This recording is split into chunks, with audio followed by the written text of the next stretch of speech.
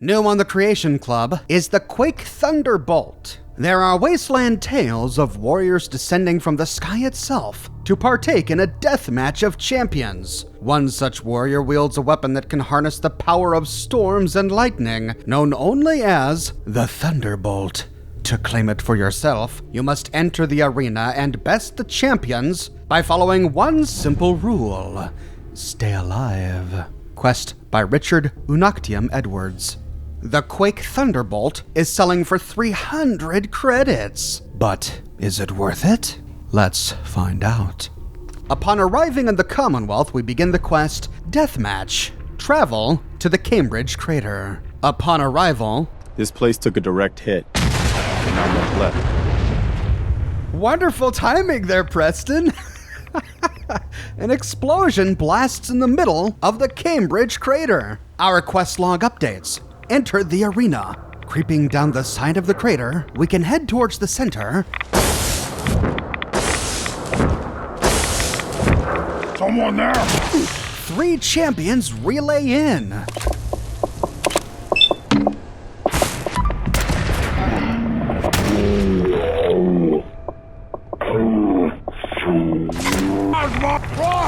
Run away! And they're tough. Way tougher than any typical raider or gunner.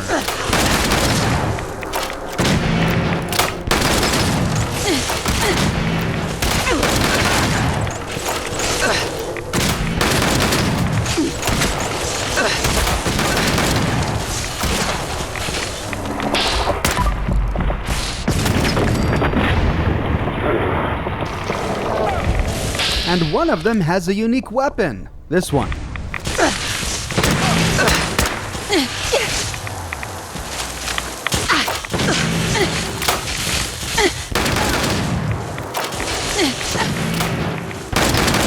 Not a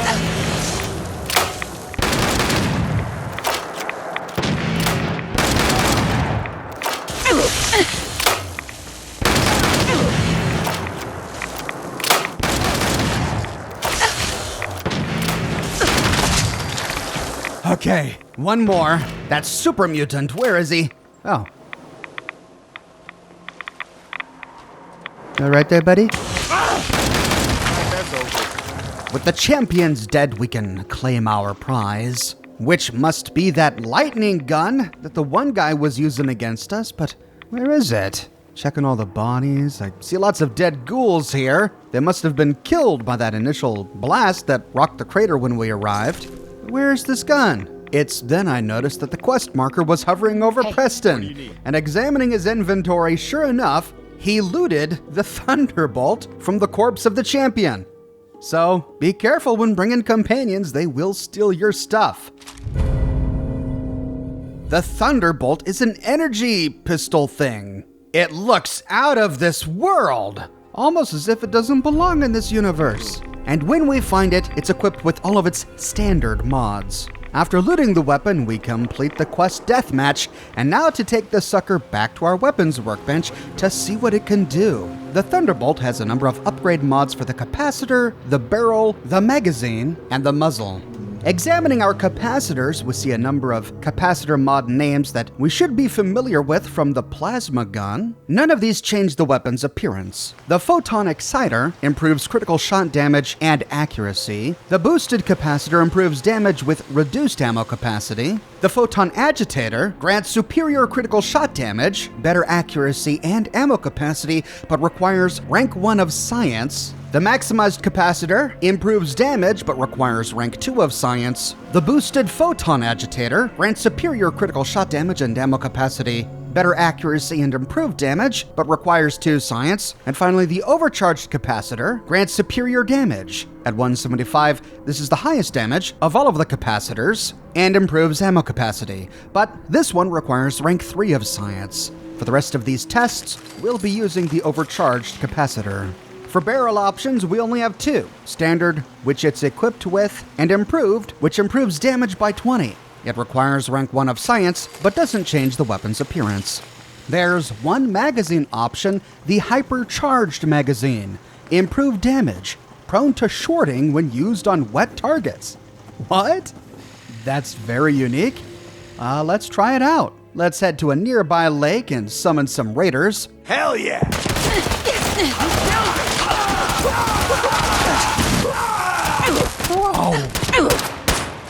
The short emits a huge localized blast and then unequips the weapon. I tried this over and over again with similar results because it was just too cool. Whoa!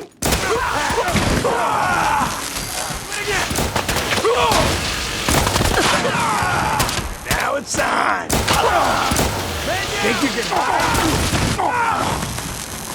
The unequipping thing is not that big of an issue. We can always hotkey it and pull it up immediately without having to go through the Pip-Boy. However, we have to be careful that we're not wet also when it shorts. Because it can kill us. So, don't use it in the rain, I guess. Strangely enough, I didn't find this magazine option at every weapon bench I checked. When I was back home at Kingsport Lighthouse, this magazine wasn't available. I found it when using this weapon from a weapons workbench at Country Crossing. I don't have an explanation for that. It's probably a mod conflict on my part. But moving down to muzzle, we see a number of muzzle options, and these options are what give the weapon its character. None of these change the weapon's appearance, but each of them greatly changes the way the weapon functions. The first option, no muzzle, is what it comes with, and when firing it, it looks like this. And it's here when I realized that when you aim with this weapon equipped, you hold it right in front of your character. This is, of course, an homage to how weapons were held in the original PC game Quake, where this weapon comes from. And here it is in action.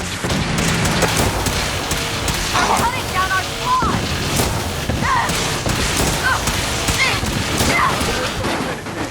Next is the beam chain muzzle. Bolts have a chance to conduct to nearby targets on impact, grant superior recoil at the cost of reduced range and ammo capacity. It has poor range and poor accuracy. This one requires rank 1 of science, and with it equipped, we can test it out. Here's what it looks like. And then we can test it on some enemies, and it's here I encountered a bug. Fuck me! Bullet in the knee! And I got a crash to desktop. I was able to replicate these results time and time again, but only with the beam chain muzzle equipped. I then began to diagnose this issue. I had a suspicion that it might have something to do with the number of enemies I was attacking, but I had inconsistent results when experimenting with it.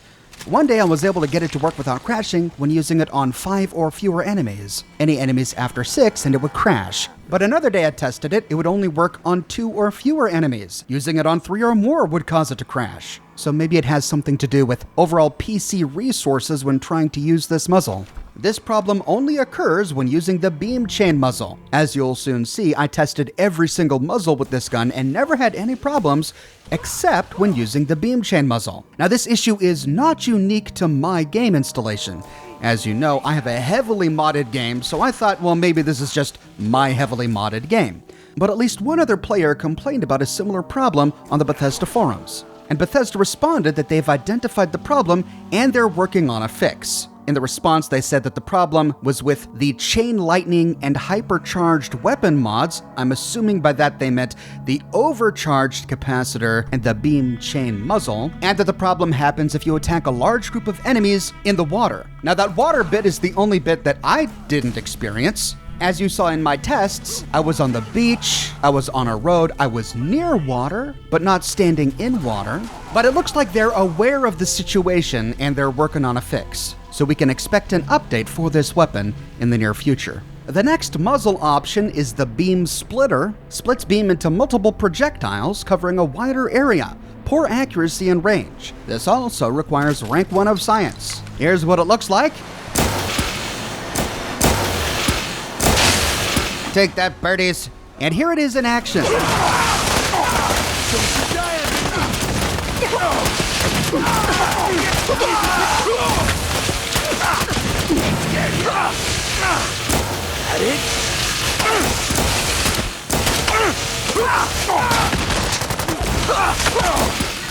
Then there's the beam focuser muzzle.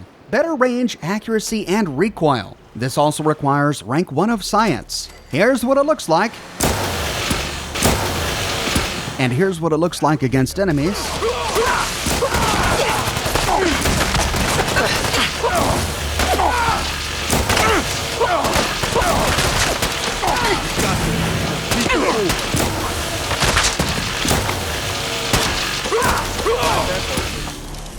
Then there's the Amplified Beam Splitter. Splits beam into multiple projectiles covering a wider area, reduced accuracy and poor range, requiring rank 2 of science. Here's what it looks like. And against enemies.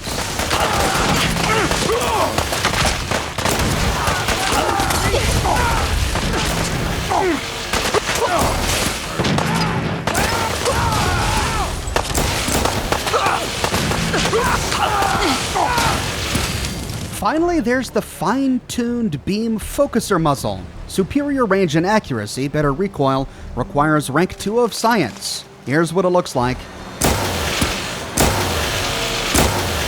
And here it is in action. Let's get this.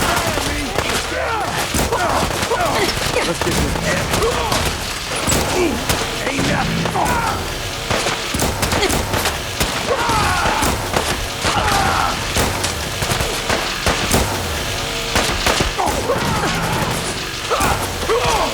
So it's a pretty devastating weapon. It has an interesting quirk. There's no reload animation. We see a slight hiccup in the animation where the reload is supposed to be, but reload is instantaneous. So with this sucker, you can just run into downtown Boston, hold down left click, and kill enemies with perpetual arcs of electricity until you run out of energy cells. No reload necessary. This is intentional because that's how the original Thunderbolt from Quake worked.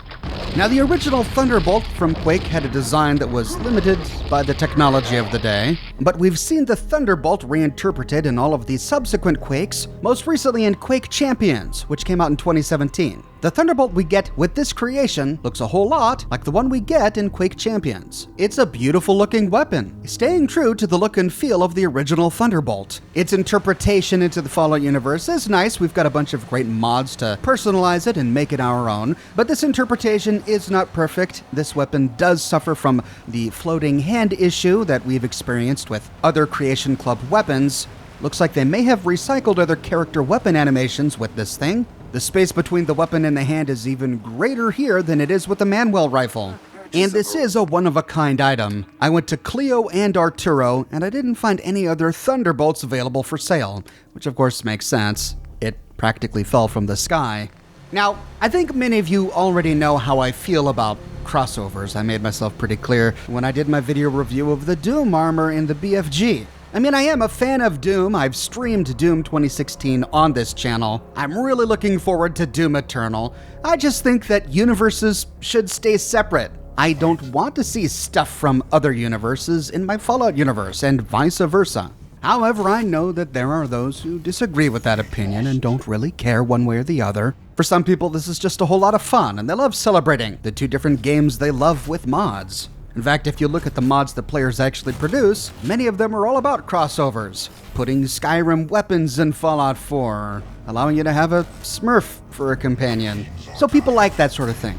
But I don't, probably because I focus too much on lore. I can't explain why a giant explosion detonated in Cambridge Crater. I can't explain why 3 nameless champions used Institute technology to teleport into the crater. And I can't explain why this weapon even exists in the universe, aside from just, magic. And that bothers me. I don't like it, so this is not a creation I would ever buy. But that's my bias, and I'll try and set that aside for now.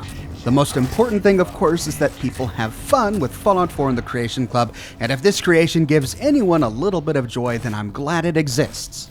So, talking about the quality of the creation on its own merits, I think acquiring the creation was too simple. I had the same complaint about the BFG. We have to fight an enemy for no reason, and we get the weapon on their body. I would have greatly preferred a little bit of a longer quest that at least explained why we were fighting these guys, even if that explanation was outside the lore of Fallout. The weapon itself is beautiful, sound effects are great, and the different mods are fine. I wish there had been more mods that altered the appearance of the Thunderbolt. I understand that the way we get it is the way it looks in Quake, but when we're reinterpreting another weapon from another fictional universe or even from another game, I think it's good to alter that weapon to better fit into the world of Fallout 4. For example, the 10mm pistol has a distinct look in Fallout 3, but the one in Fallout 4 looks different. Now, we can modify the one in Fallout 4 to look exactly like the one from Fallout 3 and New Vegas, but the one in Fallout 4 has many different options that alter its appearance. That's what I would have preferred for this particular weapon. It could have dropped with all of the mods necessary for it to maintain its classic appearance, but I think it would have been better if each capacitor altered the appearance of the weapon a little bit, and I think it would have been better to have many more magazine options. As it is, we get a weapon that really only has one appearance. It looks great, but I just wish there was more to it. Now, the mods we do get alter the weapon enough to make gameplay more interesting. I think it does give us a number of wonderful options that we can experiment with to better suit our gameplay style or the character we are trying to play. Naturally, there's the crash to desktop issue, but they're aware of it, and they're working on a fix, and they've let us know that they're working on a fix. I am, however, disappointed by the character animations. For a single weapon at this price, I expect it to be pretty polished. The fact that the weapon doesn't even make contact with the left hand when holding it in first-person view is pretty unacceptable. And it's distracting, especially when playing at higher field of views. Now, we could hold right-click to adopt the classic Quake firing weapon animation. That would at least hide it, but this is still Fallout 4. And the weapon should be made to look good, sound good, and feel good in this universe, as well as the Quake universe. But is it worth 300 credits? I have a really hard time saying yes, especially when compared to the Manuel rifle, which was only 100 credits more expensive and yet came with 2 different weapons, dozens of different mods, many of which dramatically changed the weapon's appearance, including magazines, barrels, and stocks. It included new recipes, new consumables, a much longer quest, and optionally a new settlement build item or settlement creature. We get much more bang for our buck with the Manuel rifle set than with the Quake Thunderbolt creation, which is nearly the same price. All of that said, I realize that this creation was not made for me. There are players out there that are huge Quake fans, and for them the novelty is just getting the Thunderbolt in Fallout 4. And for them, that alone may be worth the price. So my consensus is, no, it's not worth it for most players, but if you're a huge Quake fan, sure, it may be worth it for you.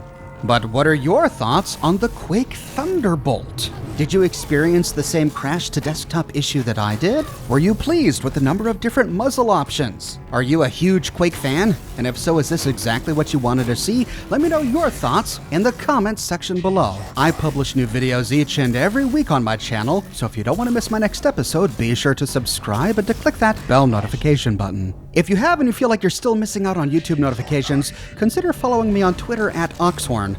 I update Twitter manually with each new piece of content that I publish. I've got a brand new shirt in the shop. No dice. Now you can brag to the world about how you never get a perfectly preserved pie, just like I never get a perfectly preserved pie. This design comes on shirts in a variety of men's, women's, and children's sizes, and in a wide array of colors. You can find it on other products as well, like smartphone cases, pillows, posters, mugs, stickers, prints, etc. So if interested, you can find a link to my shop in the description below, or you can click here.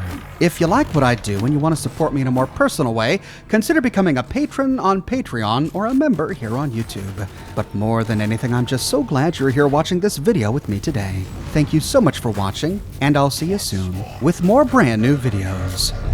Teams are tied.